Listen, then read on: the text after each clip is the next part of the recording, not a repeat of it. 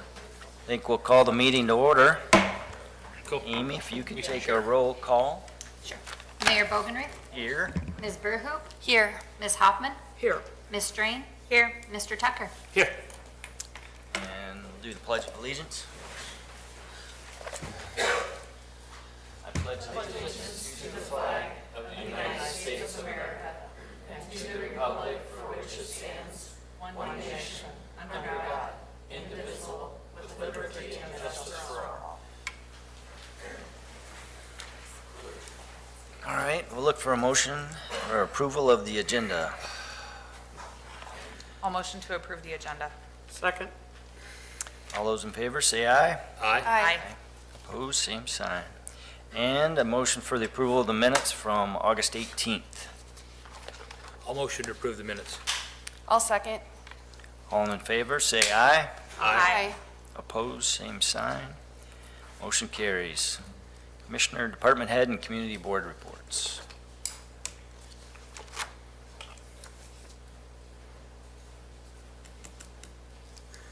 Yeah, I just have a couple things here. I had a walkthrough with Christensen a little bit today on the water plant. The detention tank seems to be working and holding up good from the repairs we done 2 weeks ago. I had the dumpster removed at the end of Penrose today. The Penrose driveways, the private driveways, are poured by a separate contractor today.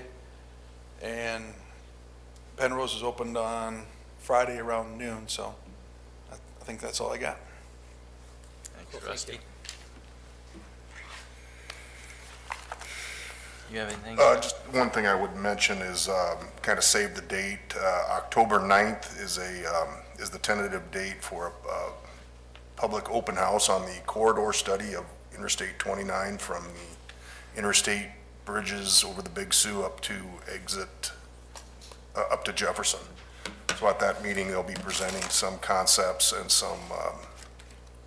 an overview of what they found out in the study. So hopefully you could all make that on the 9th. What time is that? I think it's tentatively 4:30. 4:30 to 6:30. Good. It's here. It's at the community center. Okay. If there's nothing else, we'll move on to community input. If anybody would like to come forward. Anna? Hi. Anna Falcon, 60 North Shore.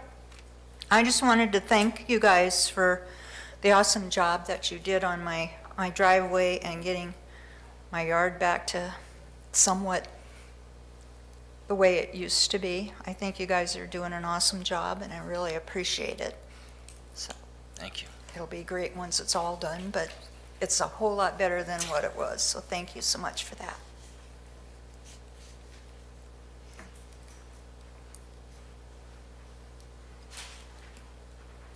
Valerie Hauer for 8 Penrose. We also think that that looks wonderful for Kathy and Anna.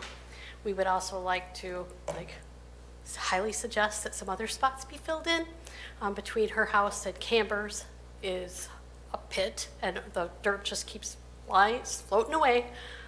She's got 3 sides that there's no activity on, and we keep being told that just talk to your neighbors, but we wouldn't expect them if they're not fixing it. But once you guys own it, would you fill it in so that she doesn't have dirt just floating away? She's not paying for any more. She's done. It's, hundreds and hundreds of dollars every time she rents that Bobcat to come out. And we don't want to keep making a mess, taking the free dirt. Free dirt still costs her to get a Bobcat to keep bringing it down. So if you guys would consider that when you're filling in, buying those properties, that you fill them in. I will talk to John too. Also, I noticed that the driveway approach for the house next to Morgan, which would be 6, is not in the right spot at all. It was put in front where they have a patio, and it's not where the driveway was. And then Morgan's is offset. You'd think it'd be centered on her garage. It's not. She just had 3 more feet, the length of it, board, because it cut off in the middle of her garage door. So I'll show John later. Okay. Thank you.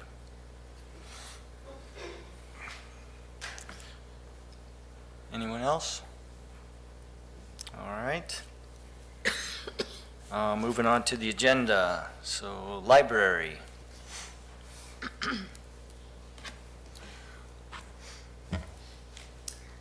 Good evening, Leanne from the library, the director at the North City Library here. I thought that we should bring to you one of our policies that has gone through a significant change.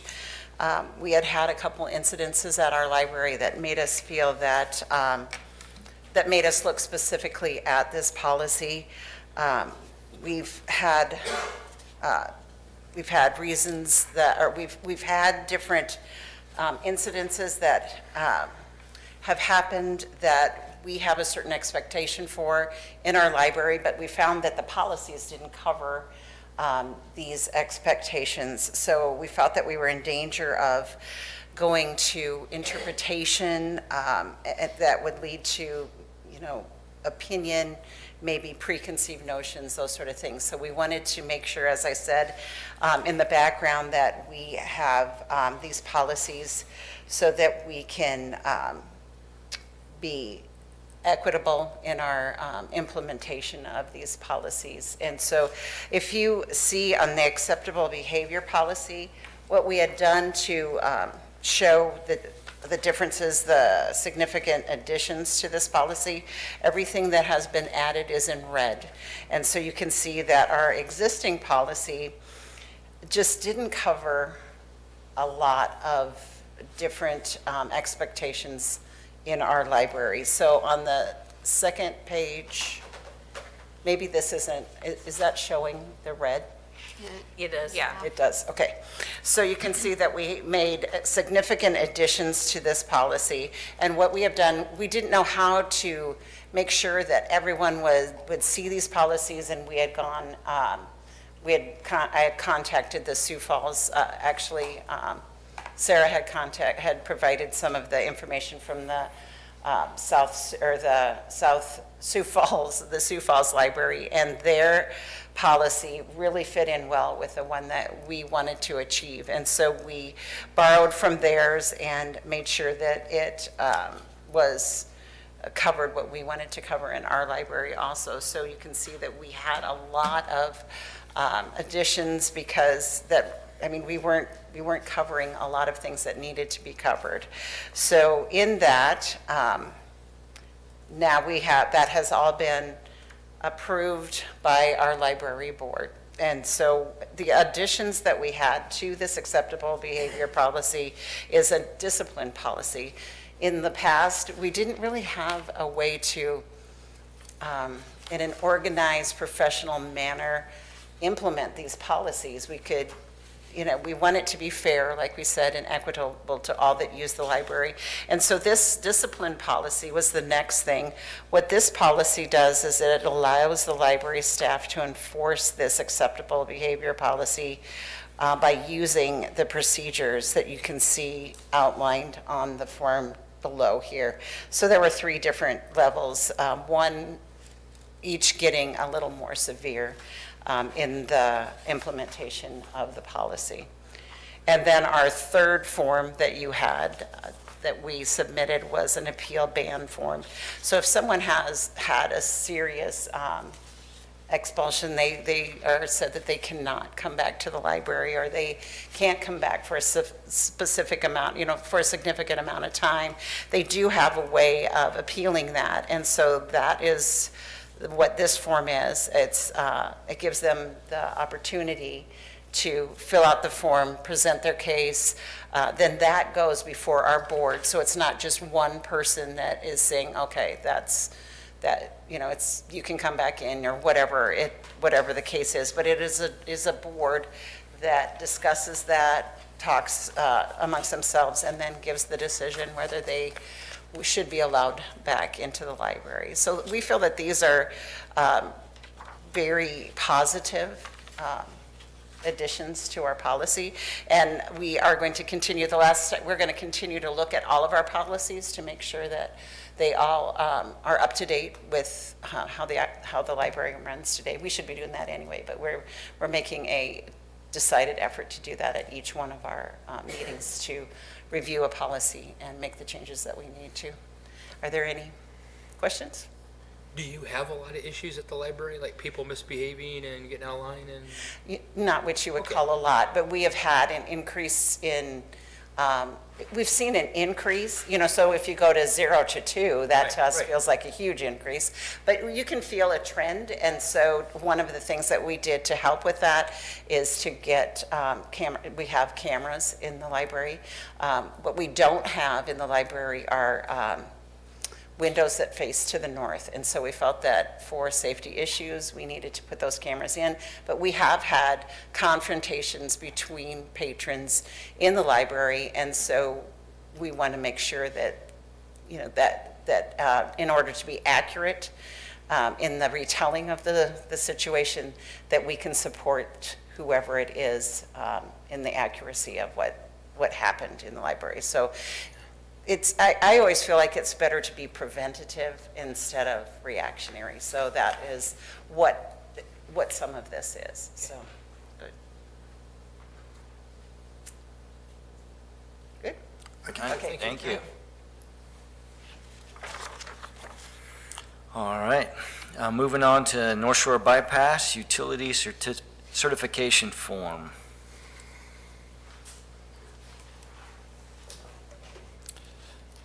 So what you have in front of you is a document that the DOT is requiring to be executed as part of the North Shore Bypass project.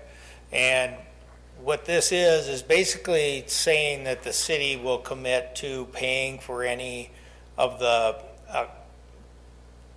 private, public utility. I call them private utility companies. They're not city utilities. They're like Mid-American Energy, for the gas, any fiber optics, anything like that. Basically what it's saying is that this document is saying that the DOT won't be responsible for those utility relocates.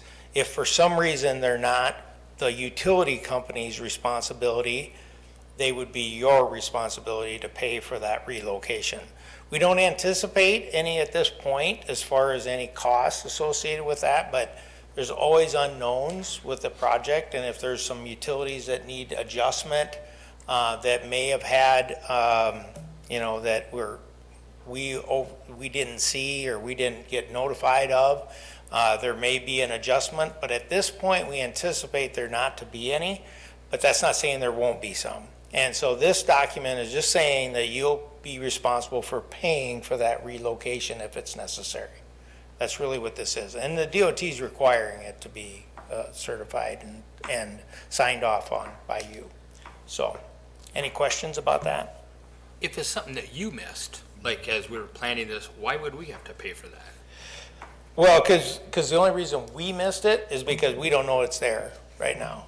And if there's a utility in the public right-of-way, that's not your responsibility. It's not my responsibility. It's their responsibility to relocate that if it's in the public right-of-way right now. It's when it's, let's just say that there's a utility in a private easement that needs to get relocated, that because it's in a private easement, then that would be your cost. At this point, we're just not aware of any conflicts. So because we don't have all the depths of all their existing utilities. If there's existing utilities that are crossing the right-of-way, for example, and we don't get that elevation. We don't get their elevations when they go to locate. We just get a location, horizontally, in other words, not vertically. And so to answer your question, we can't be responsible for, someone else's utility. And the reason you're responsible, because it's your project. It's you're asking them to do the project. So, okay. And we did meet with all the utilities on May 17th and went through these plans with them. So, it just continues to minimize the probability of that happening. Yeah. And I would say that, there could be an issue where that comes up that you'll have to, be responsible for that. We do have contingencies built into the project, so those costs are built into that. Some of these costs that are unknown at this point. And so, it's still an estimate at this point, and so we want you to be aware that it's it's still an estimate. Yeah. So, All right. And we need a motion on that. So moved. Second. Any other discussion? Okay, all those in favor, say aye. Aye. Aye. Opposed, same sign. Okay, motion carries. thank you. Thank you. Moving on to planning and zoning. So this is the Nelson Gateway Campus Building rezoning, and it is a public hearing, so we need to have a motion to open this hearing. So moved. I'll second. All in favor, say aye. Aye. Aye. Opposed, same sign. Okay, the public hearing is open. Andrew, go ahead. First in line. Andrew Nilgis, North Sioux City Economic Development Corporation. What's really driving this is you obviously have Nelson out of South Sioux City. They already received a building permit for a 99,000 square foot warehouse, and they have two tenants lined up for the building, both really good tenants. I actually tried to land both of them in the Flynn Business Park, but they got stolen, so not going to be bitter, but they'll be great additions to the North Sioux City community. One of them, they would be fine with the existing zoning general business, but one is a manufacturing company, and that is not an allowed use in general business. So Nelson has requested a rezoning to industrial, really to accommodate this one company that's going to be locating in this new building.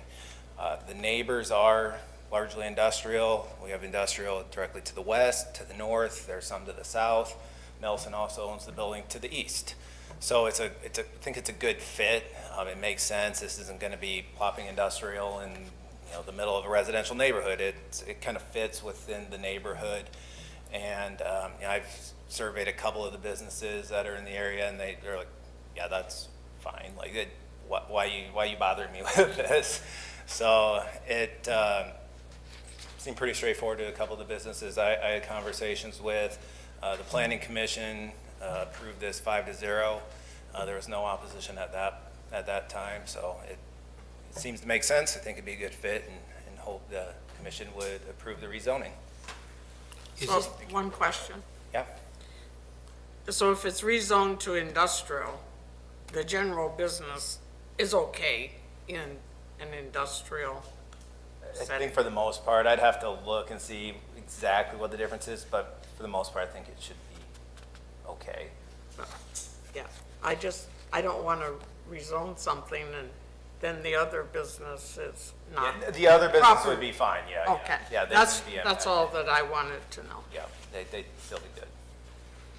Was this the building like next to Royal Canin, the one that's? Yep, just to its Okay. south, right Okay. across the street there. Okay, thank you.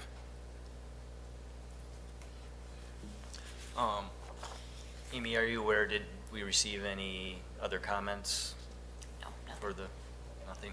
Okay. All right, anyone else have comments on that? If not, Motion to close the public motion to hearing. close, we don't vote. Not until after we close the public hearing. Okay. We need a motion to close the public hearing. A motion to close the public hearing. I'll second that. Okay, all those in favor say aye. Aye. Opposed, same sign. Okay, we'll close the public hearing, and then now we'd look for a vote for the first reading of the ordinance to change the zoning. So look for a motion for that. I'll make the motion to change the zoning to industrial. I'll second it. Okay, I'll third it. any other discussion? All right, all those in favor say aye. Aye. Opposed, same sign.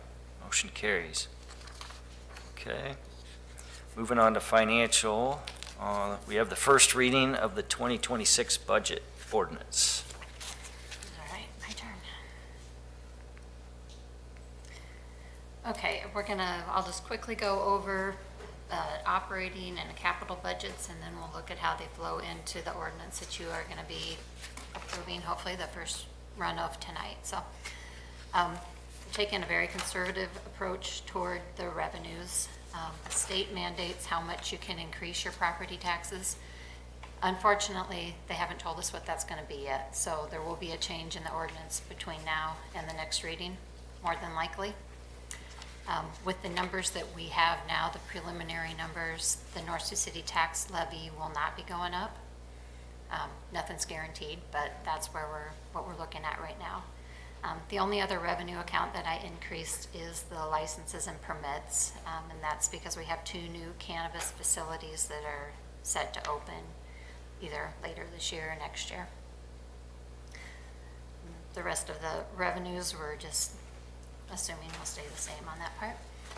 We build in a contingency every year that can be moved just by motion or resolution to any of the other departments or funds. So that's consistent at $100,000 every year. The commission line item, we're increasing by $26,000. We've had internal talks, and we've decided that all of the legal fees and the publications and stuff that we've read through invoices and tried to determine, does this go to planning and zoning, does this go to city administrator, does this go to finance? We're just going to put them in commission and be consistent with it. So that's the majority of that increase to the commission. The city administrator is basically flat. There's no increase to the city administrator wage, but there's pretty much a 3% cost of living increase to the rest of the department. Elections, we're knocking down a little bit because we'll only have 1 commissioner up for re-election, and we won't need all the educating that we did this last year. Finance is up 11.3% or $34,000. We're adding more money for training. Just right when we were at the very end of our software conversion, we had a few things happen in the city and kind of didn't get the full education at the end. So we're hoping that we can get everybody in the finance department to get a little more training. And right now we are utilizing Lindsay Huber for a lot of our information getting out to the citizens. We've built into the budget My Civic app that will go along with our accounting software that we have now and get notifications out to our citizens, and they can open up an app and see their account, see what's going on. Building at City Hall, we're increasing a little bit just due to routine maintenance that we need to get done around here with a 25-year-old building. The police department budget's up 13%.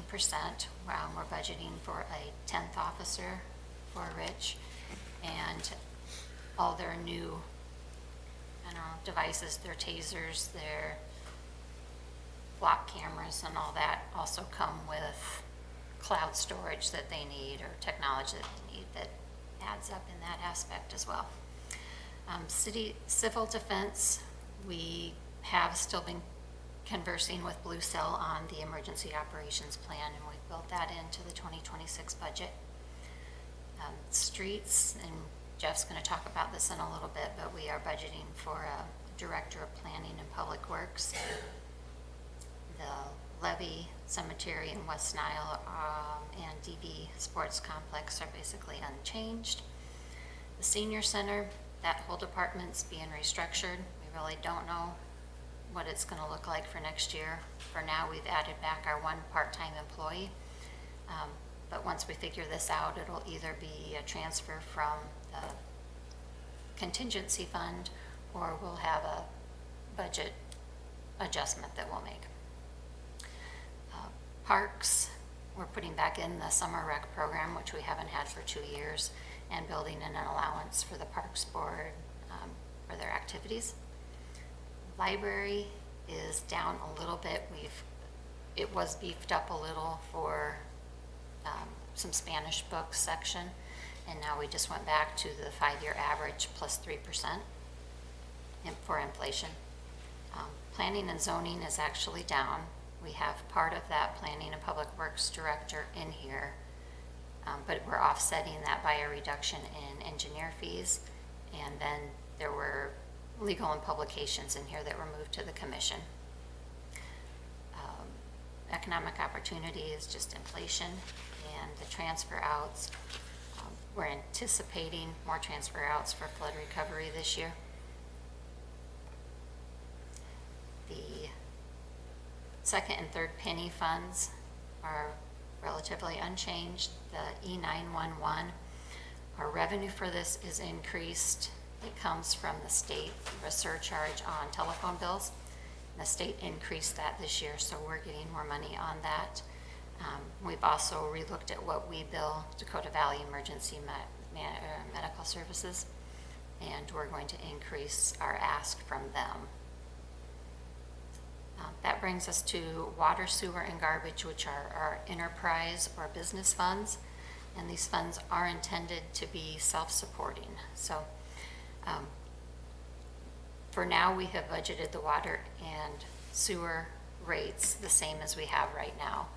But since we do have these new loans for the water treatment plant and the Southwest Lift Station, it's something that Jeff and I are looking more closely at with Julie, our utility commissioner, to maybe restructure the rates a little bit to make them more fair for everybody.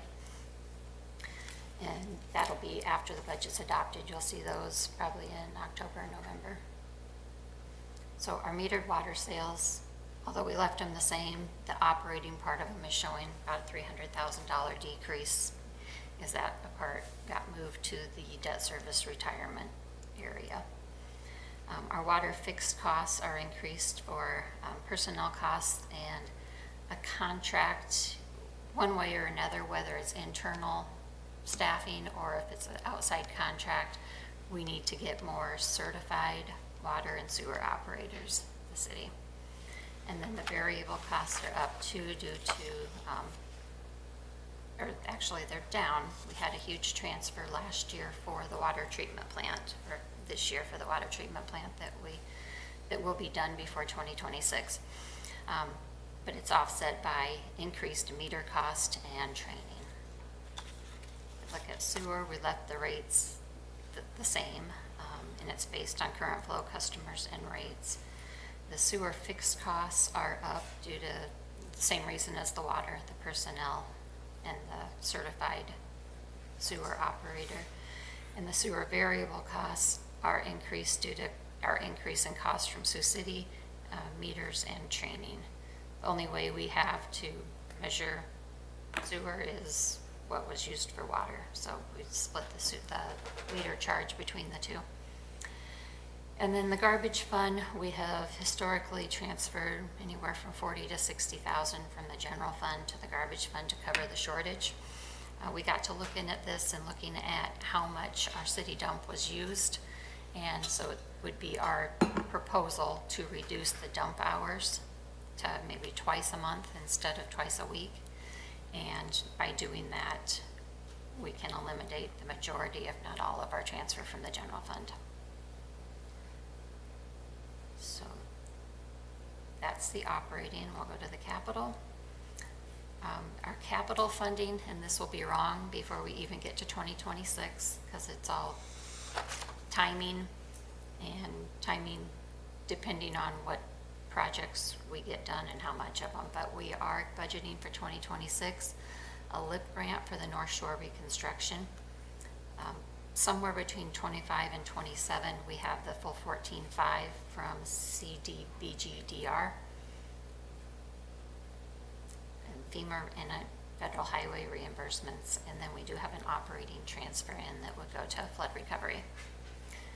Our major capital expenditures are going to be the River Drive Lift Station, the Centennial Drive Lift Station, North Shore Bypass, and flood recovery.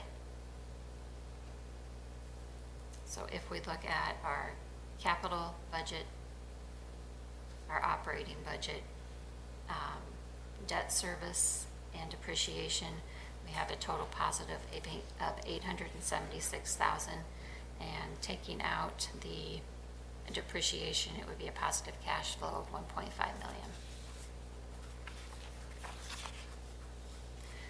And that all comes over to the budget that we need you to approve tonight.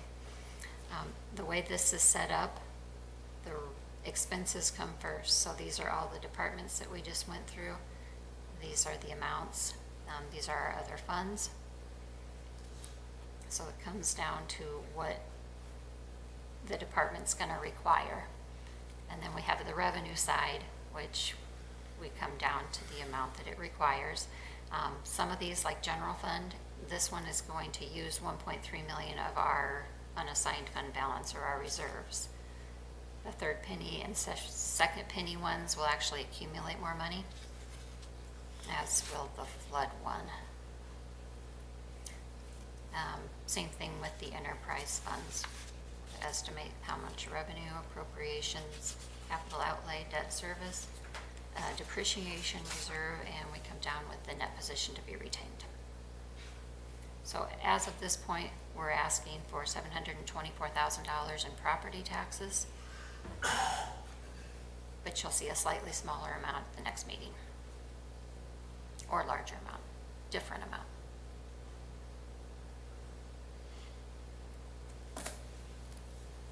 Any questions?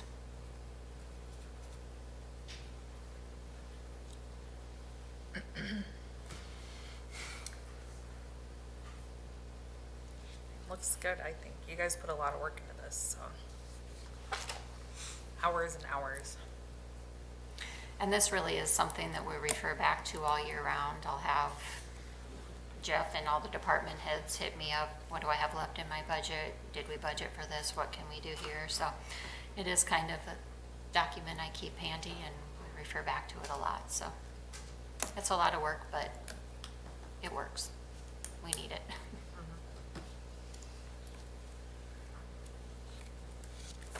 All right, well, if there's no questions, we'll look for a motion to approve the budget ordinance.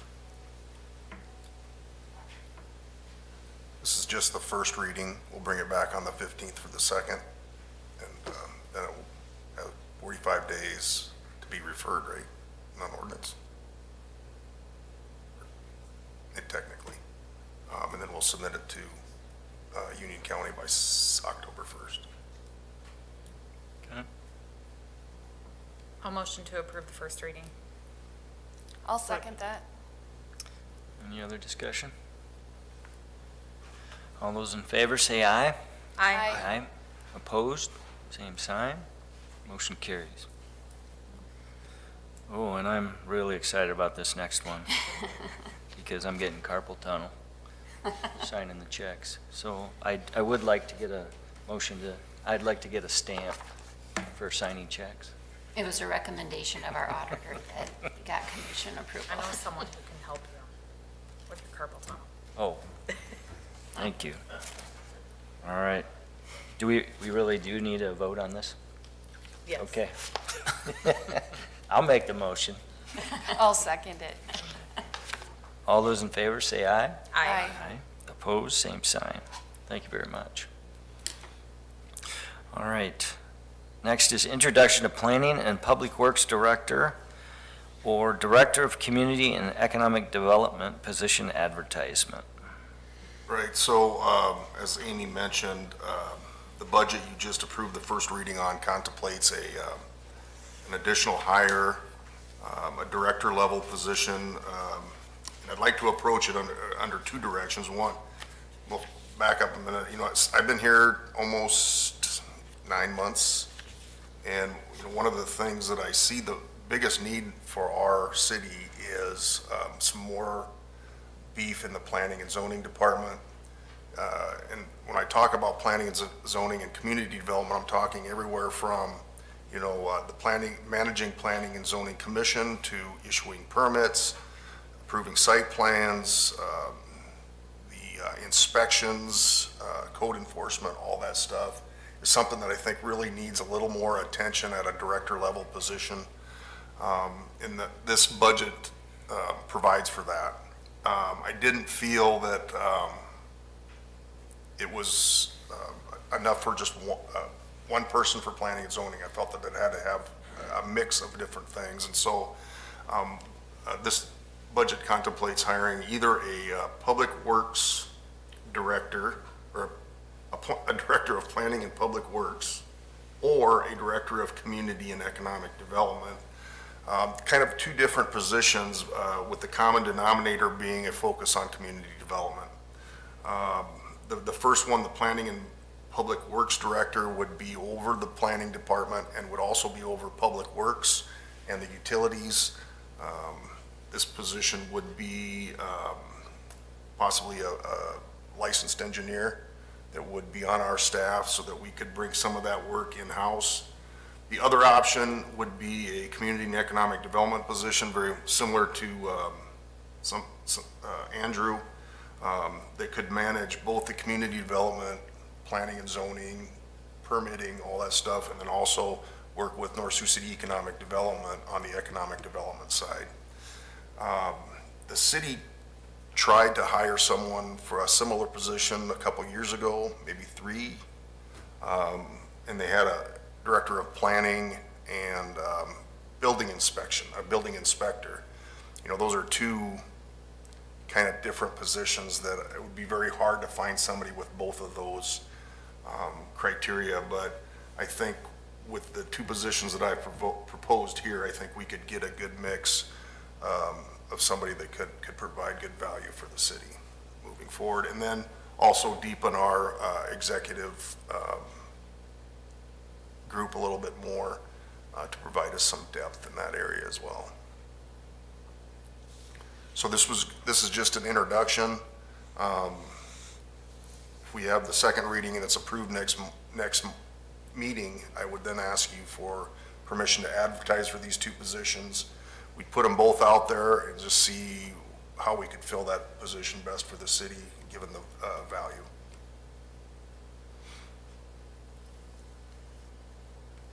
Any questions? So under, one thing I'd add, the planning Public Works Director would work with the Public Works Commissioner and the Utilities Commissioner. Public Works has planning and zoning within it, the Public Works Department, and then the utility part would be Julie. If it was community and economic development, it would be the Public Works Commissioner and the mayor, helping with economic development. So this is going to be kind of a position that we'll be able to work with the commissioners on a maybe more intense basis. Jeff, go ahead, Lynn. Question.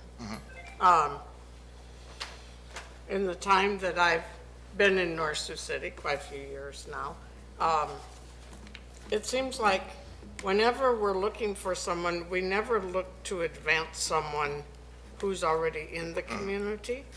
Have you thought about, and I'm going to Rusty and to Andrew, for both of them, have you looked at working with them rather than looking outside? They would have an opportunity to apply for these positions as well. I didn't see anything in the information that allowed for a person who has many years of experience rather than a master's degree. Well, that's a fair point. I mean, if someone had the experience that could equate to that, we'd certainly take that into consideration. I just think it's important for us once in a while to look within and not always be looking outside of our community. We will be looking for the best person to fill the position. Would be my take on it. And you guys will have the ability to approve any of the hires that we end up with. The other question I have is, in economic development, I would be curious just to see how other communities are doing that in South Dakota, where there might be a shared position like this, and how that works with their economic development board. That one is kind of modeled after Yankton. Yankton has an Office of Community and Economic Development, but they also have a development corporation. And so Yankton is a considerably bigger community. The city economic development focuses on primary job creation, whereas the other one focuses on sales tax, retail, that kind of stuff. So there can be a blend. There has to be a blend when you're a community this small that has this much going on. People have to wear different hats, and that's kind of what I'm hoping to find here.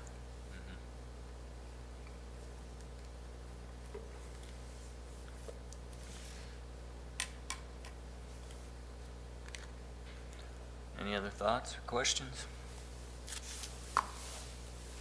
Just from sitting on planning and zoning for a year and a half before I was elected to this commission, you know, I think there would be a great benefit to someone who can kind of tackle some of the things that come up, you know, without like monopolizing all of Jeff's time or,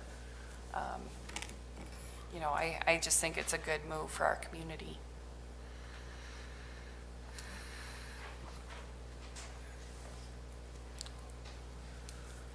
Okay. That'll come up again at a later date? Yep. Okay. All right, next on the agenda is approval of bills. So moved. I'll second. Any other discussion? All right, all those in favor, say aye. Aye. Aye. Opposed, same sign. Motion carries. All right, then we'll look for a motion to adjourn. So moved. I'll second. All those in favor, say aye. Aye. Opposed, same sign. All right, meeting is adjourned.